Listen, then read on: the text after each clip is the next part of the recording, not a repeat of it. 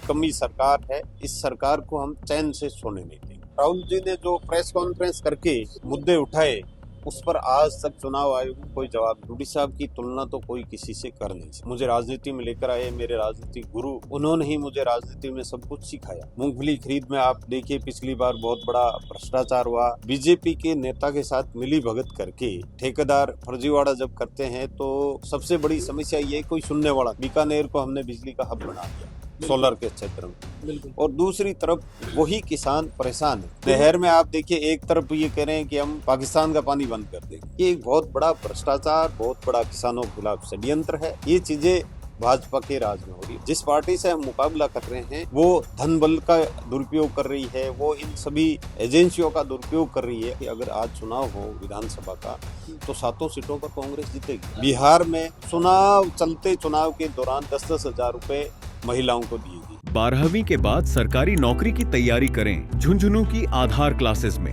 राज्य स्तर की नौकरियों के साथ बैंक, SSSC, दिल्ली पुलिस और रेलवे की खास तैयारी। 600 से अधिक सफल चयन। आधार क्लासेस, आपके सपनों की उड़ान का आधार। राम राम जी, मैं महादेव और आप सबको स्वागत है झलको बीकानेर पर। मैं एक शख्सियत रस आगे बैठे हूँ और शायद इस शख्सियत ने देख आप पहचान भी गया हो। आपने बीकानेर कांग्रेस सु जिला अध्यक्ष यानी कि देहातरा जिला अध्यक्ष अभी बढ़िया है बिश्नाराम जी सियाग। अभी 2 दिन पहला जब पहली बार बीकानेर रामायण आया अध्यक्ष बनने बाद रामायण, तो हमारे एक काफिले रामायण है मौजूद लोग बाकी मैंने एक अलग ही जुनून देखे। शायद मैं यूं कहूँ ई टाइम सब ज्यादा ट्रेंडिंग रामायण वो काफिलो भी चाल रही है कि शायद बीकानेर रामायण इतो बड़ो काफिलो आज सु पहला कदई को नहीं आयो।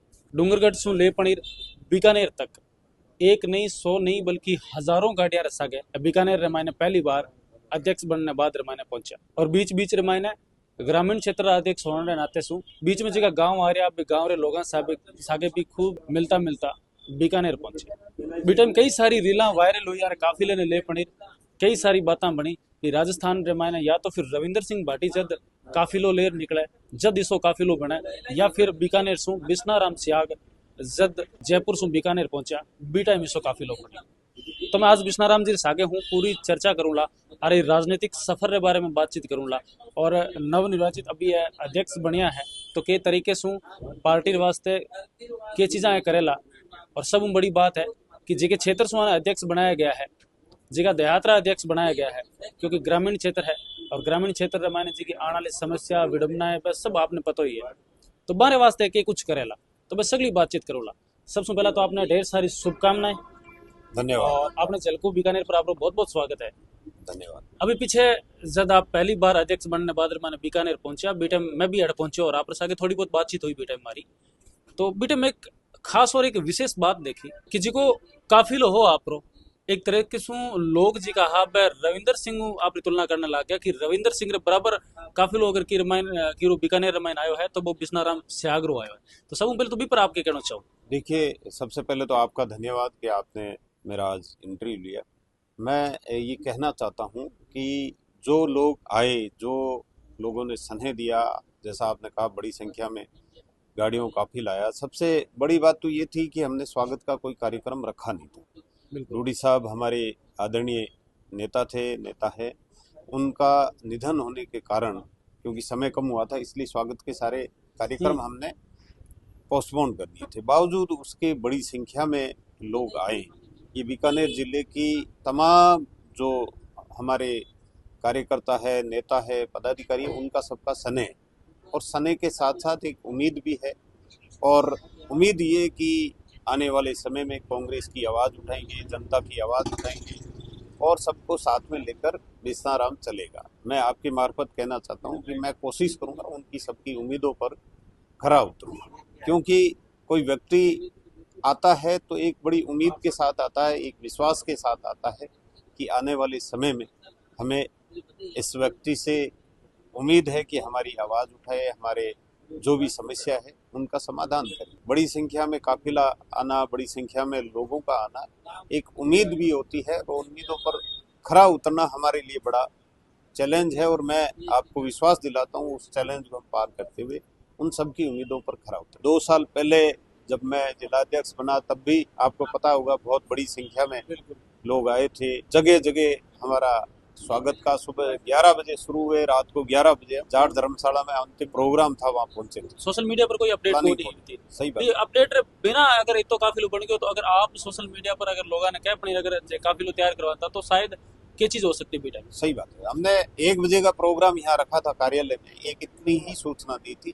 उसके बावजूद बड़ी संख्या में लोग डूंगरगढ़ की सीमा पर आए, डूंगरगढ़ आए, बीच में जगह जगह लोग आए। अब बड़ी संख्या में लोग आए, माला साफा लेकर आए, तो उनको आप मना भी नहीं कर सकते, क्योंकि एक विश्वास, उम्मीद और आशा के साथ और एक उनका जुनून था कि हमें स्वागत करना है। तो इस तरह बड़ी संख्या में लोग आए, उन सबको मैं आपके मार्फत धन्यवाद देना चाहता हूँ। एक भी काफिले में सब अलग छवि है कि एक अलग ही एक चीज नोटिस करी मैं जब आप अध्यक्ष बनया और जिले सू मदन गोपाल जी मेघवाल अध्यक्ष बनया तो संभव है कि जब कोई पद मिला है तो वो आप रो काफिलो अलग लेर चाले, लेकिन आप दोनों एक ही गाड़ी में सवार हो पनी और आप खुद ड्राइविंग कर पनी बीकानेर तक आया हो, बीके पीछे क्या संदेश देना चाह रहे आप लोगों ने? देखिए, संदेश नहीं, हम दोनों को कांग्रेस पार्टी ने जिम्मेदारी दी, निर्देश भी यही है और मैं कहना भी यही चाहता हूँ कि हम दोनों मिलकर, हम दोनों जिला अध्यक्ष हैं, हमारा दायित्व है कि हम पार्टी को मजबूत करने के लिए काम करें। मदन गोपाल जी को शहर की जिम्मेदारी मिली है, तो शहर की समस्याओं को लेकर बड़े आंदोलन हम करेंगे और सड़कों पर उतरेंगे। और इस सरकार को, जो निकम्मी सरकार है, इस सरकार को हम चैन से सोने नहीं देंगे। आप सुन पहला आप जिक्र करियो डोडी साहब तो माने किसान नेता क्या चाहता कि किसानरा पक्का नेता रामेश्वर लाल डोडी हा और आप बारो जिक्र भी करियो जी बीकानेर री ग्रामीण क्षेत्र री जनता है कहीं बा आप वहाँ उम्मीद कर सके कि आने वाले टाइम रे मायने रामेश्वर लाल डोडी रो रूप आप मायने देखो जावेला। देखिए, रामेश्वर डूडी जी, डूडी साहब की तुलना तो कोई किसी से कर नहीं सकता। डूडी साहब बन जाऊं ऐसा पॉसिबल है नहीं, क्योंकि वो तो यूं समझो कि इस जीवन में एक ही बने, और उनका जो काम करने का तरीका, उनका जुनून, उनका जनता के प्रति जो लगाव, वो हर एक आदमी में संभव नहीं। मगर उनसे मुझे काफी कुछ सीखने को मिला। मुझे राजनीति में लेकर आए मेरे राजनीतिक गुरु, उन्होंने ही मुझे राजनीति में सब कुछ सिखाया। तो उनके पग चिन्हों पर चलते हुए काम करेंगे, ये तय। एक आप देखिए कि डूडी साहब पैंट शर्ट में अंडर सेटिंग रख के चलते थे, मगर फिर भी किसानों में उनकी, गांव का ठेठ गांव का जो व्यक्ति था, देहाती, वो भी डूडी साहब से बड़ा स्नेह रखता था।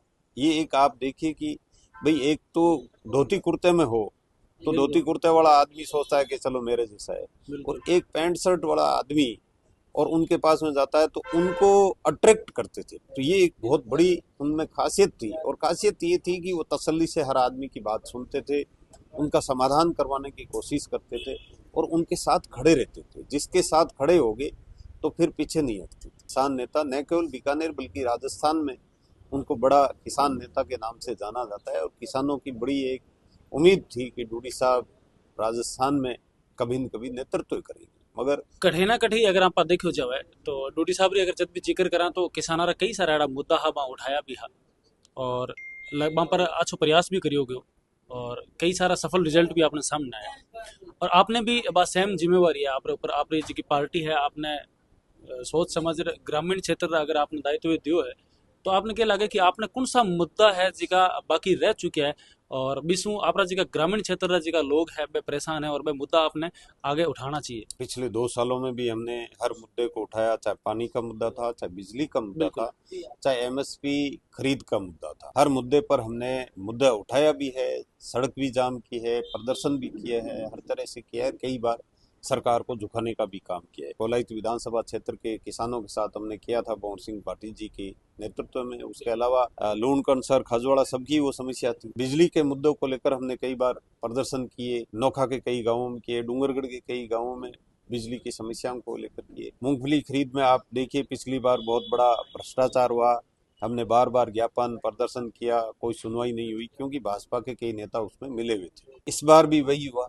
गिरजावरी में आपको पता है कितना बड़ा फर्जीवाड़ा हुआ, जहाँ ग्वार था वहाँ मोठ दिखा दिया, जहाँ मोठ था वहाँ मूंगफली दिखा दी, जहाँ मूंगफली थी वहाँ ग्वार दिखा दिया, जहाँ कुछ नहीं था खोड़ था वहाँ मूंगफली दिखा दी। इस तरह फर्जीवाड़ा बहुत भयंकर हुआ। उसको लेकर हमने ज्ञापन दिया, 1 दिन का हमने धरना दिया। उसके बाद में सरकार ने उसकी जांच करवाई। ठीक है, जांच करवाने के बाद में खरीद को लेकर हमने फिर ज्ञापन दिया कि अगर खरीद नहीं शुरू की 5 दिन में तो हम प्रदर्शन करेंगे। फिर 4 दिन बाद में उन्होंने खरीद भी शुरू की, और अभी भी खरीद में बहुत सारी विसंगति है। बहुत सारा भ्रष्टाचार की उसमें संभावना है। बीजेपी के नेता के साथ मिली भगत करके और ये ठेकेदार फर्जीवाड़ा जब करते हैं तो सबसे बड़ी समस्या ये कोई सुनने वाला, क्योंकि सबको पता है कि भाजपा के नेता इसमें मिले हुए, और नेता जब मिले होते हैं तो अधिकारी भी उसमें हाथ नहीं डालता, उनको पता है कि अधिकारी की बड़ी अप्रोच आ जाएगी। इस तरह किसानों को बर्बाद करने का प्रयास जो किया जा रहा है उसके खिलाफ हम आवाज बार बार उठाते हैं, उठाते रहे और आगे भी उठाएंगे। ये तय। ग्रामीण क्षेत्र की अगर बात करें, ग्रामीण क्षेत्र सब बड़ी शिकायत आप करना कौन सी चीज रही है? सब बड़ी समस्या बिजली की है, बिजली की बड़ी समस्या है। आज आप एक तरफ तो कह रहे हो कि बीकानेर को हमने बिजली का हब बना दिया सोलर के क्षेत्र में, बिल्कुल, और दूसरी तरफ वही किसान परेशान है। जिस जीएसएस पर कुसुम योजना में इन्होंने घोषणा की थी कि जीएसएस पे कुसुम योजना के तहत हम सोलर प्लांट लगाएंगे, वहीं से जो बिजली का उत्पादन होगा दिन में किसानों को देंगे, मगर वो धरातल पर बिल्कुल भी नहीं उतरा। आज बहुत सारे जीएसएस खाली पड़े हैं जहां पर आप लगा सकते हो, लोग लगाना चाहते हैं वहां, मगर वहां पर टेंडर नहीं निकालते। कहीं न कहीं सरकार की जो योजना है उस योजना में दूरदृष्टि नहीं है। नहर में आप देखिए, एक तरफ ये कह रहे हैं कि हम पाकिस्तान का पानी बंद कर देंगे, बिल्कुल, और पाकिस्तान का बंद करके इधर देंगे, और दूसरी तरफ इधर का जो पानी है वो पाकिस्तान छोड़ा जा रहा है। तो आप बड़ा इसमें मिसमैनेजमेंट देखिए। मूंगफली की खरीद का है तो ये एक बहुत बड़ा किसानों के लिए झंझट बन चुका है। इनको व्यवस्था करनी चाहिए कि भाई ठीक है, 40 क्विंटल आपको खरीदने हैं, 40 क्विंटल का पैसा जो भी होता है, जो एमएसपी 7,200 समथिंग जो रेट है, उस हिसाब से जो डिफरेंस आता है मार्केट रेट का, उस हिसाब से आप किसानों को सीधा खाते में डाल दो। दूसरा सुनो, सबसे बड़ी समस्या, किसान जब मूंगफली लेके आता है बिल्कुल, उसी समय इनके जो गोदाम है उस गोदाम से मूंगफली मार्केट में आती है। 4-4 हजार में मूंगफली वो आ रही है तो रेट तो अपना आप डाउन हो जाएगी। एक मूंगफली में एक बात और मेरे सामने है, पीछे मेरे कन शिकायतें भी आई ज्यादा टोकन पर जी खरीदारी मूंगफली हुआ है, बाकी मायने एक और गपलो चला है कि 1200 किसाना सु पीसा भी मांगया जाए, पैसे लगे तो वही भ्रष्टाचार में था ना, अभी बतायो। सब बड़ी चीज पिछली बार 20-20 हजार रुपए पर टोकन लिए, बड़ा भ्रष्टाचार, बहुत बड़ा। भाजपा के कई नेता उसमें मिले हुए थे, कई नेताओं ने तो पैसे ठेकेदार ने दिए नहीं, उनके प्लॉट पर कब्जा करवा दिया। एक थानेदार का भी सस्पेंड हुआ था, आप पता है सब। बिल्कुल, तो ये इस तरह का एपिसोड, वो मूंगफली जो खरीद में भ्रष्टाचार हुआ था उसी को लेकर था। तो ये तमाम चीजें, उसके साथ साथ एक मार्केट की जो रेट है, रेट को कम करने का भी इनका एक बहुत बड़ा षड्यंत्र है। ये भी समझने की जरूरत है कि जो गोदाम में मूंगफली आज ही इकट्ठा कर रहे हैं, अगले साल जब मूंगफली आएगी, किसान लेके आएंगे बाजार में, उस समय वो मूंगफली निकालेंगे तो रेट ऑटोमेटिक डाउन हो जाएगी। आपको सेल करना है, आप अभी करें ना, कौन मना करता है। आप गोदाम में पूरे साल भर रखते हो, स्टॉक कर टोकन स्टॉक रख के, और फिर उस टाइम आप उसको मार्केट में डालते हो रेट डाउन हो जाती है, किसानों को मिलती नहीं। आज आप देखिए डिफरेंस कितना है, अब 4-5 दिन से बढ़ा है। बाकी 4,000 मार्केट की रेट थी और 7200 रुपये एमएसपी है, 3,200 रुपये का डिफरेंस चल रहा था। क्यों? क्योंकि गोदाम वाली मूंगफली सारी इधर आ गई। ये एक बहुत बड़ा भ्रष्टाचार, बहुत बड़ा किसानों के खिलाफ षड्यंत्र है।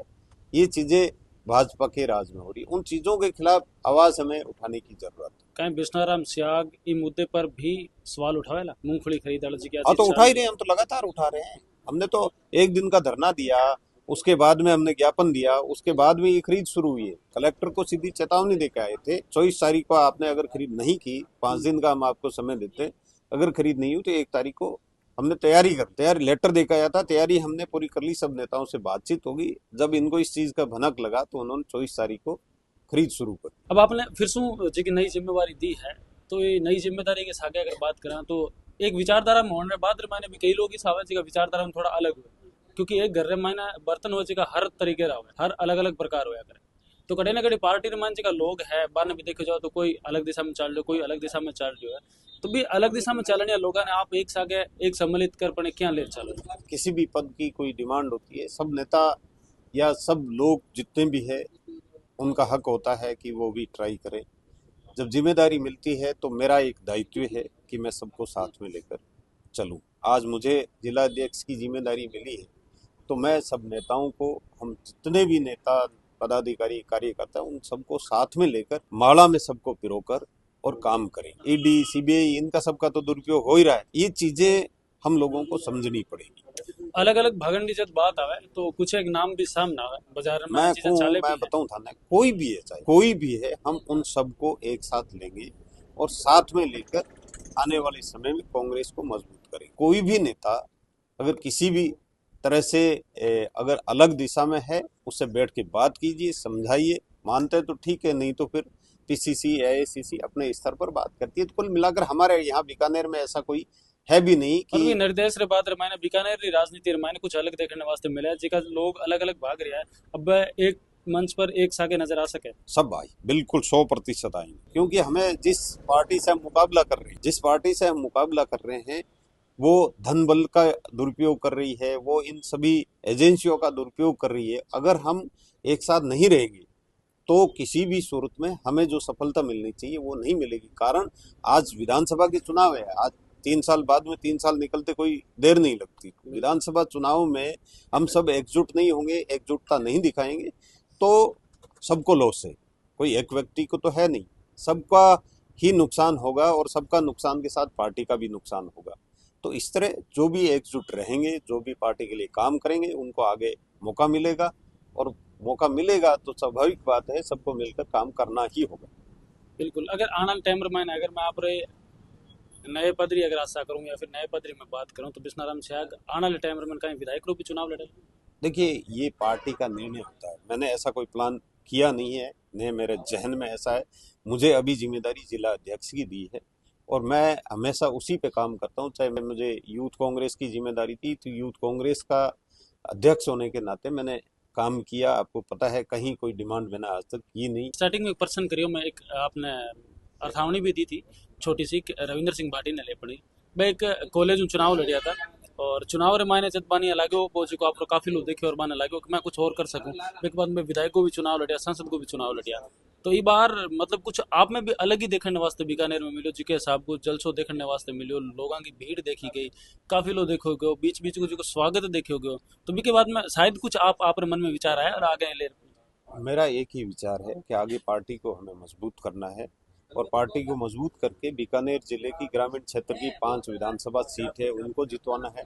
2 शहर की है, हमारी सबकी जिम्मेदारी है कि 2 वो और 5 ये 7 सीटों पर हमें कांग्रेस का परचम फहराना है। हमारा मकसद और कर्तव्य एक ही है। आने वाले पंचायती राज चुनाव और नगर निकाय के चुनाव भी है, उसमें भी हमें मेहनत करके कांग्रेस का झंडा फहराना है। हमारा टारगेट केवल एक ही। अब की बार अगर बात करा बीकानेर रामायण है तो पिछले चुनाव रामायण विधायक की अगर बात करा तो सिर्फ एक कांग्रेस की सीट आई थी और भी सीट ने भी कहने कई तरह की बातें सुनने मिला कि एक सहानुभूति रसा क्या सीट मिली है। सही बात। और एक तरफ पूरी बाकी जितनी भी सीटें में टोटल बीजेपी रही है। तो ये बार आगेरी जी की राजनीति है, आगेरी जी की बातचीत करा तो बीरमान ने देखना आ चीज मिल सके कि अब की बार भी आगे पलड़ो चेंज हो सके कुछ। नहीं नहीं, आज आप अगर बात करो तो मैं आज आपको गारंटी के साथ कह रहा हूँ कि अगर आज चुनाव हो विधानसभा का तो 7 सीटों पर कांग्रेस जीतेगी। आप सर्वे कर लीजिए, आपको पता है, आप क्षेत्र में रहते हो, मैं आपको देखता हूँ, हर मुद्दा आप उठाते हो, हर गांव का मुद्दा उठाते हो, तो गांव में आपको पता है कि आज की स्थिति ये है कि 7 की 7 सीट कांग्रेस जीतती है। ठीक है, आने वाले समय में हमें मेहनत इसलिए ज़्यादा करने की ज़रूरत है क्योंकि सिनेरियो चुनाव के समय बीजेपी, आपको पता है, हर हथकंडे अपनाती है, चाहे कोई भी मुद्दा हो, चाहे धार्मिक मुद्दों को लेकर लोगों को बरगलाना हो, पैसों का दुरुपयोग हो, मशीनरी का दुरुपयोग, ये सारे करते हैं। अगर निष्पक्ष आज चुनाव हो तो 100% कांग्रेस 7 सीटें जीतती है। आखिर बिस्नाराम स्याग राजनीति में कद उतरे और किस तरीके से आया और आखिर आगे रो लक्ष्य का है। मैं सबसे पहले यूथ कांग्रेस का लोकसभा अध्यक्ष मुझे बनाया गया था 2011 में दिसंबर। बिल्कुल। उसके बाद में मैं जिला परिषद का चुनाव लड़ा, जिला परिषद का सदस्य भी रहा, जिला प्रमुख का भी चुनाव लड़ा और उसके बाद मुझे जिला अध्यक्ष की जिम्मेदारी दी गई। मेरा ये 2011 से अब तक का ही सफ़र है और मेरा तो ज़्यादातर सफ़र जो है वो संगठन में ही रहा है और संगठन को मजबूत करने के लिए रहा है। रही बात आगे की फ्यूचर की, तो मैंने कभी आज तक इस तरह का कभी प्लान किया नहीं, मैं करता भी नहीं। भविष्य की गर्द में है और किस्मत में होता है वो मिलता है,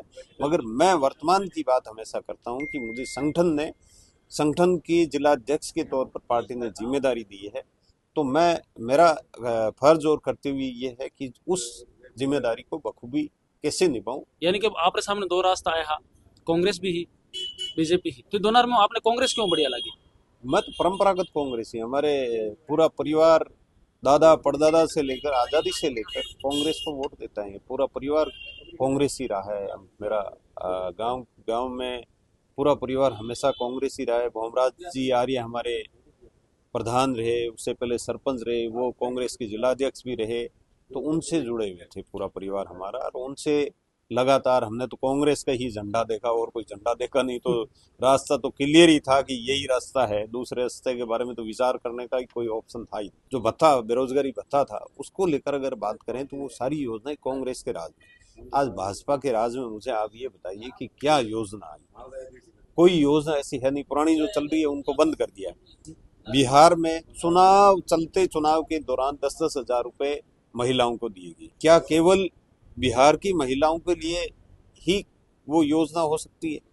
अगर आपको देनी है पूरी हिंदुस्तान की महिलाओं को दीजिए, हम मानेंगे कि भाई यहाँ राजस्थान में चुनाव नहीं है, यहाँ भी दीजिए। मगर केवल चुनाव को प्रभावित करने के लिए, और वो भी चुनाव के समय 10-10 हजार रुपए उनके खाते में डालेगी, ये केवल बीजेपी कर सकती है। कांग्रेस में ऐसा, कांग्रेस के विकास के आप बात सुनोगे, 47 से लेकर आज तक कांग्रेस ने जो काम किए वो ऐसे मील के पत्थर हैं कि आज तक बीजेपी ने उस काम को ही आगे बढ़ाया, नया काम कोई किया। आप भाखड़ा बांध को देखिए, कितना बड़ा प्रोजेक्ट वो 1947 में नेहरू जी ने तैयार किया। इंदिरा गांधी नहर, आप देखिए आज तक इनसे नई नहर की कोई प्लान तैयार नहीं हुआ। इतने बड़े प्रोजेक्ट आज तक नहीं इनसे बने। क्या जो उन्होंने विजन नेहरू जी ने या उस समय कांग्रेस ने दिए, उस विजन पे कोई काम चल रहा है? कोई काम नहीं चल रहा। केवल और केवल फर्जीवाड़ा, चाहे वोट चोरी की बात हो, चाहे ईवीएम की बात हो, अब चाहे एसआईआर की बात कर लो, ये सब वोट इसी। चोरी पर एक बात याद आई मैंने। वोट चोरी पर अभी पीछे राहुल गांधी एक मुद्दा उठायो और भी मैंने एक फोटो भी बतायो कि जी की एक की महिला जी की बाहर गया और बाहर कई जगह पर वोट दे गई है। बी के बाद में एक सोशल मीडिया पर एक रील वायरल हुई, बी के मैंने क्या हो कि मतलब बाकी फोटो की मिस यूज हो रही है। और मैं खुद तो कभी इंडिया आया भी को नहीं है। बहुत सारे कड़ी न कड़ी आज को वोटिंग और मुद्दा बताया बहुत जा रहा सारे है कि हैं राहुल ऐसे। गांधी देखो, राहुल जी ने जो प्रेस कॉन्फ्रेंस करके और जो मुद्दे उठाए, उस पर आज तक चुनाव आयोग ने कोई जवाब नहीं। एक एक घर के अंदर 500-500 वोट हरियाणा में थे, आपको पता है। तो ये वोट चोरी नहीं तो और क्या था? इस तरह तमाम तरह की चीजें उन्होंने उजागर की, मगर चुनाव आयोग ने आज तक, देखो ये उनका प्लान है। पहले ईवीएम पे हम बोले तो वो लेके आ गए वोट चोरी। वोट चोरी का हमने मुद्दा उठाया तो एसआईआर लेके आ गए। अब एसआईआर आप देखिए, टारगेट कर करके कांग्रेसी जो वोट है उन वोटों को काटेंगे। तो उनका प्लान है कि कांग्रेसी जो विचारधारा के वोट हैं उन वोटों को टारगेट करके काटेंगे। बिहार में इन्होंने जल्दबाजी में किया, वो वोट वहां पर काटे और यहाँ पर भी काटेंगे। एसआईआर पर जैसे ही बोलना शुरू करेंगे, अगला प्लान इनके पास तैयार है कि दूसरा हमें फर्जीवाड़ा कैसे करना है। तो ये तमाम हथकंडे इनके पास है, इनसे मुकाबला हमें करना है। बिल्कुल बहुत सारी आप बातें करी है। कुछ एक बात मैं और आपको करनी चाहूँ। आप अपना गुरु बताया है रामेश्वर लाल डूडी ने। आप बारा फैन हो, बाना मार्गदर्शन पर चालिया हो, बाना देख के आप राजनीति में आया हो। अगर बात सुन अलावा अगर मैं कोई 5 नेता का नाम पूछूं आप जिकर आप फैन हो, अगर मैं कांग्रेस हूँ ना और कोई और पार्टी से तो देखिए, मेरे तो कांग्रेस के नेता ही मार्गदर्शक है। एक आपने एक बात पूछा इसलिए क्योंकि वो मेरे आदर्श इसलिए मुझे राजनीति में लेके आए। बाकी हमारे कांग्रेस के जितने भी हमारे नेता है, आज हमारे प्रदेश अध्यक्ष है आदरणीय गोविंद सिंह जी डोटासरा साहब, हमारे प्रदेश अध्यक्ष है मेरे, और उन्होंने हमेशा मुझे गाइड किया है, हमेशा मार्गदर्शन उनका मिला है। वो भी हमारे नेता है और उनके मार्गदर्शन में ही हमें काम करना है। तो जो नेता मार्गदर्शन देता है हमेशा वो नेता आदर्श होता है, मार्गदर्शक होता है। तो खूब सारे हमारे राजस्थान के जितने भी नेता हैं, मेरे लिए तो सारे मार्गदर्शक ही है। उनके पदचिन्हों पर ही हम, और उनके कहे जो मार्गदर्शन वो देते हैं या उनके निर्देश होते हैं, उनके अनुसार ही हमें चलना पड़ता है। आप एक जाट नेता हो और दूसरी तरफ एक राजस्थान में एक और चेहरो जो सब ज्यादा वायरल है, हनुमान बेनीवाल बाने लेर के कहना चाहो। हनुमान जी की अपनी अलग पार्टी है, वो अपना काम कर रहे हैं। मैं कांग्रेस पार्टी का जिला अध्यक्ष हूँ, मैं मेरा काम। एक एग्जांपल में दियो आपने रविंदर सिंह भाटी बाने लेर के सोचो। मुझे उनके बारे में कोई ज्यादा जानकारी नहीं है, इसलिए मैं कोई टिप्पणी करना नहीं। युवा है और बिना पार्टी कर रहे हैं, वो अपना काम कर रहे हैं, अपनी मेहनत कर रहे हैं। और मैं तो इतना ही कहना चाहता हूँ, बिना पार्टी कभी कोई चल नहीं पाता। आपने क्या लगा रविंदर सिंह ने कौन सी पार्टी ज्वाइन करनी चाहिए? वो उसकी मर्जी है कि कौन सी ज्वाइन करे। वो तो देखो खुद का अपना विजन। आप मेरे से पूछेंगे कि तो मैंने आपको कहा कांग्रेस, क्योंकि मेरी परंपरागत सोच कांग्रेस रही है, तो मैं हमेशा कांग्रेस को ही प्रीफर करूंगा। वो किसको करते हैं वो तो खुद पर डिपेंड हो। तो है बिश्नाराम जी सहयाग जी के बारे में पूरी चर्चा अंगसा के करी है, हर एक बात ही जी की मारे से पूछी। बाकी आप लोग अगर जी का विचार है वे विचारा पर आपकी जो भी राय है बार राय आप कमेंट माध्यम से जरूर जरूर बताओ। सागे सागे वीडियो ने दब्र शेयर करो। मिला एक और नए वीडियो सागे। धन्यवाद।